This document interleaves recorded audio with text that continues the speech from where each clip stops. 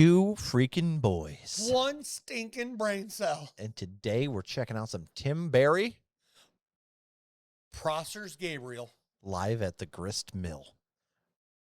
The Grist Mill. It doesn't have a good ring to it. It doesn't at all. It's like meat scraps that got thrown out at the mill. Yeah. Bread is supposed to be made there. I'm thinking Age of Empires terms, dude. Like, Tim Barry is was, I don't know if Avail is still going, but the lead singer of Avail, which is a punk band that we've checked out a few times. And we've checked out some solo stuff as well. Dude just dropped a new album. So if you're interested in him, make sure you go check out that new album. Support the artist, of course. And we're going to dive on in. Shout out to our boy Oz, who provided this pick via our Patreon. If you have a request, check that out. Oh, yeah. Richmond, Virginia, if you study any U.S. history, is the former capital of the Confederacy during the Civil War. And last night when I brought this up, some people left when I started talking about this thinking that I was a filthy racist or something.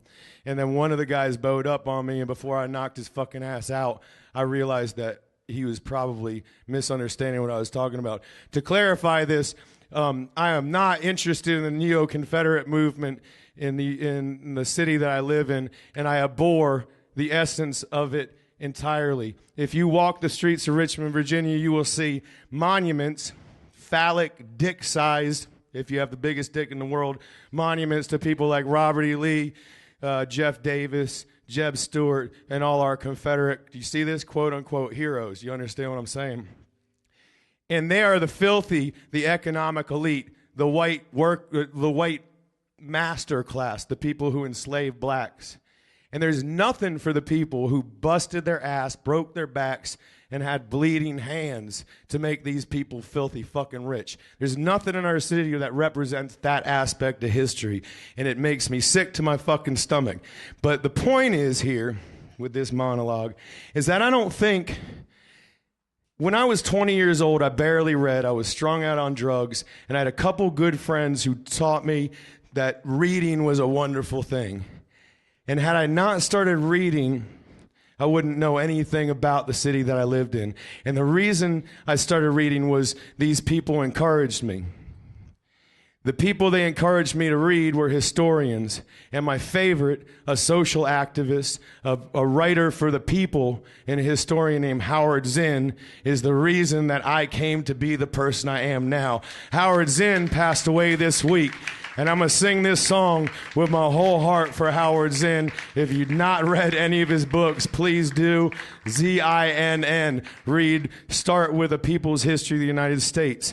If I hadn't read him, I wouldn't know that Virginia Commonwealth University, the main university in the city of Richmond, Virginia, owns a parking lot, and below it there are enslaved blacks buried, and there's nothing done about it. Nothing. Not a fucking thing. I gotta bring up old shit.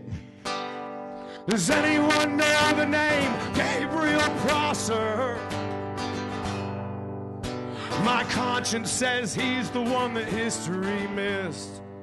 A blacksmith by trade up in Brookfield Plantation, a Henrico County slave born to owner Thomas. If you listen closely, you'll hear the words perfect. The Caribbean uprising caught fire in this land.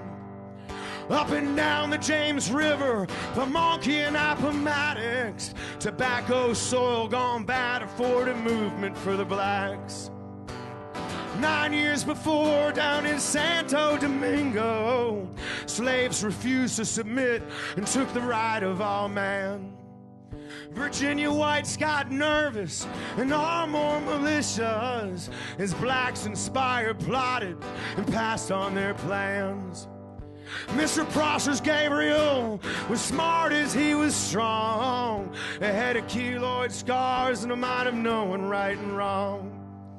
Voted general at 24 in the year of 1800, haunted by the hymns and wailing of his fellow slaves.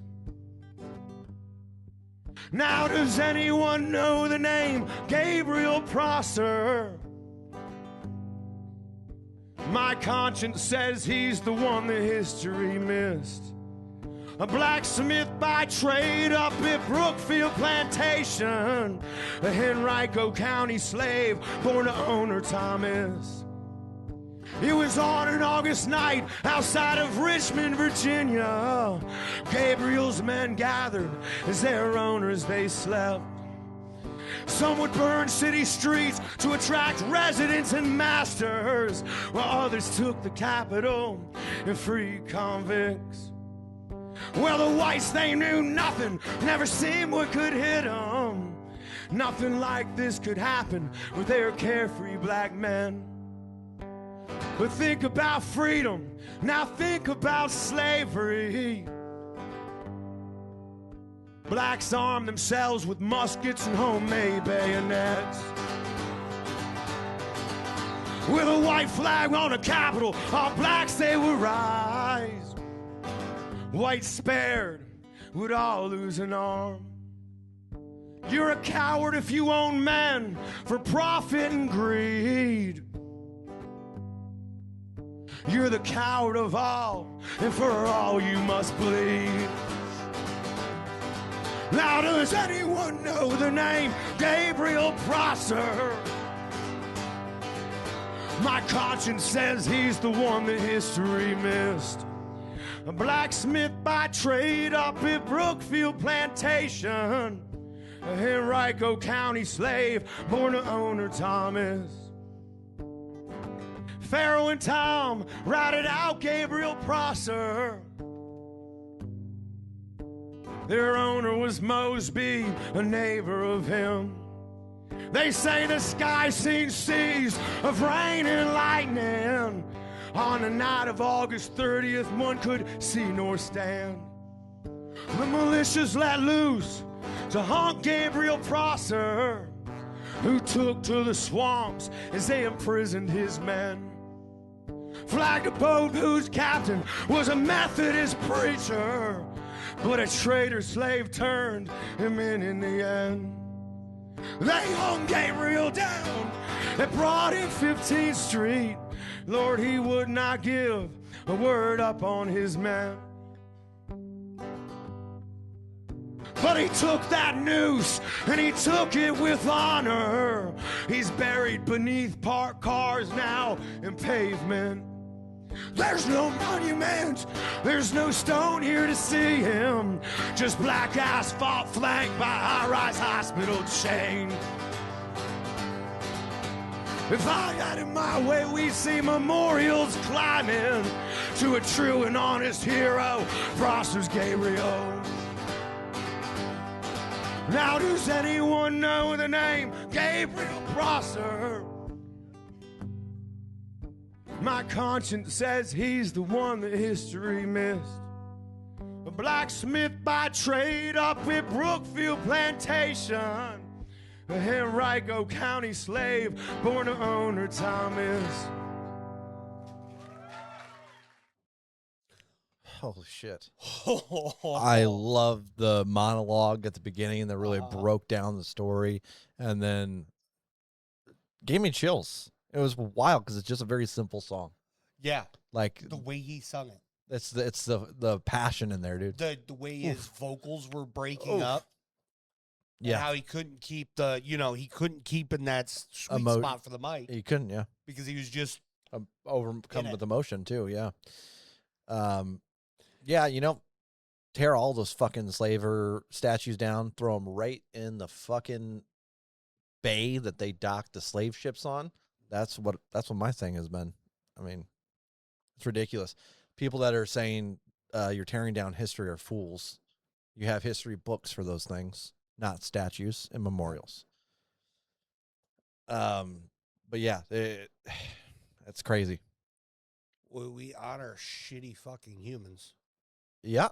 And that's another thing. When you look at the history books, you learn a lot about, you learn a lot of nothing, right? Like they don't teach you about, what they might teach you that slavery was a thing. They don't teach you what it looked like. No. At all. No.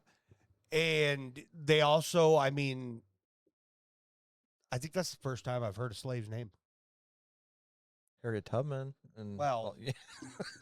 as far as not a slave that freed the slave. Yeah. Well, it sounds like he sort of did. Dude was with the musket in the fucking. Sounds like he did something. He did some shit, dude. And I never heard of it. Like, And yeah, I feel like that's something that should be taught too. yeah, and being in a rural area. Fuck, make it a February class. I don't care. Yeah, exactly. In general, like this stuff, like being out in a rural area ourselves, like people will talk about Malcolm X like he was ridiculous. The idea that all he was he was for violence. Yeah. Because and when you really look into it, it's legitimately because they were oppressed for so long by fucking white people. They couldn't clearly trust white people to get themselves out of the shit. Mm-hmm. And so when we had all those chances to do so, nothing ever came of it. And so violence starts looking pretty good when you have a fucking boot on your neck. I started looking at it kind of like, are you Martin Luther King or Malcolm X? Kind of, are you for peaceful protest and you think you can make a change with your voice? Or do you think violence has to happen in order for things to change? Which is more Malcolm X. It's probably a little bit of a balance of both, because both of those are very important figures, even with their disagreements.